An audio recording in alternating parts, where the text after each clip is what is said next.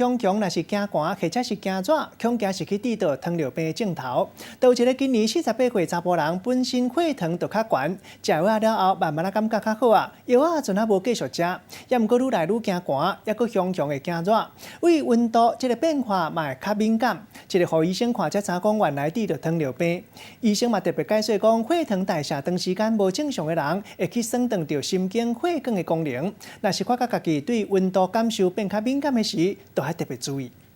透早赶要上班，行无几步就感觉热甲强要着刷，佫无声咧流汗。等到入去办公室，冷气开落，煞佫雄感觉照寒，一直塌衫。一个48岁查甫人，就是像安尼，惊热佫惊寒，怀疑身体出问题，想袂到一个测空白的血糖了后，才发现已经得着糖尿病啊。这次来的时候，是他发觉到他会有一些这种很奇特的症状，而且周围有人说：“哎，你怎么会这样子呢？”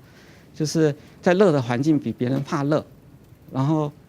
进入到冷的环境，哈，对，又比别人特别的怕冷。食物件了后，血糖会升悬，这个时阵要求会分泌胰岛素，让血糖稳定落来。毋过，若是胰岛素分泌无够，变做第二型糖尿病，血糖代谢长时间无正常，就会损伤着神经甲血筋，对温度嘛会变甲较敏感，像讲天气较热，因为皮肤血筋较歹拍开，就会变甲较惊热。若是天气变寒，血筋无收缩，就会互身躯较歹产生热能，互人较袂着发寒。像糖尿病的话，它血糖之所以高，就是因为身体没有办法